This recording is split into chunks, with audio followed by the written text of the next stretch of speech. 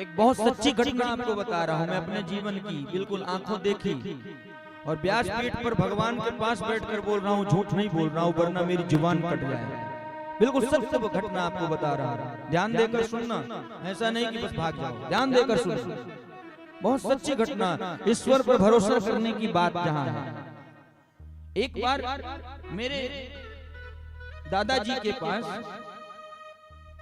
ठाकुर जी की एक मूर्ति थी, आज भी है, लड्डू गोपाल जी। उस मूर्ति को लेकर दादाजी जहां कहीं भी कथा करने जाते थे तो लेकर जाते थे लड्डू गोपाल जी, और वो परंपरा चलती रही। दादाजी के बाद मेरे चाचा जी कथा करते भी हैं, तो वो भी लड्डू गोपाल की मूर्ति लेकर कथा करने जाते थे।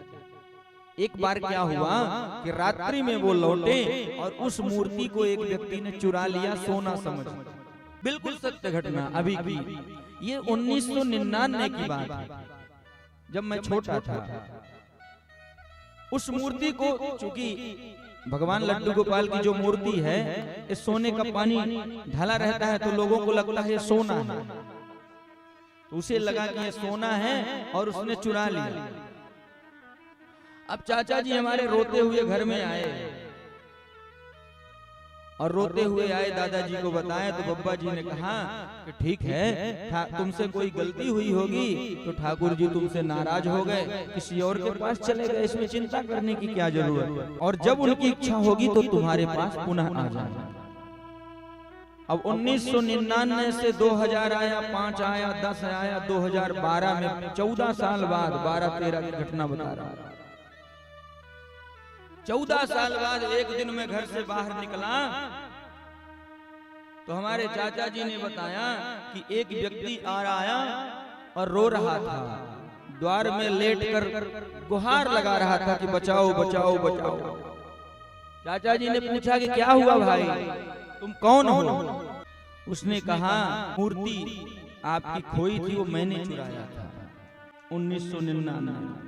मुझे लगा कि ये सोने की मूर्ति है तो मैंने पहले उस मूर्ति की हाथ कटवाया और हाथ काट कर कहाँ ले गया, सुनार के पास। तो सुनार ने कहा कि ये सोना नहीं है, तो दूसरा हाथ काटा, वो हाथ काट कर भी ले गया। फिर दोनों पैर काटे ठाकुर जी की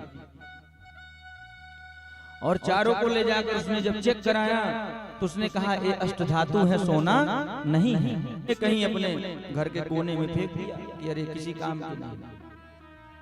उसकी पत्नी मर गई, उसके बच्चे मर गए, उसके घर का पूरा वंश समाप्त हो। एक कोई बचा था वो भी मरने ही वाला था। तब कहीं ना कहीं वो गया किसी ज्ञानी पुरुष के पास, उसने कहा कि तूने कभी कोई ऐसा पाप किया था, याद कर। तो उसे याद आया तो कहा हाँ, एक बार मैंने एक मूर्ति चुराई थी। बोले भाग, जल्दी भाग।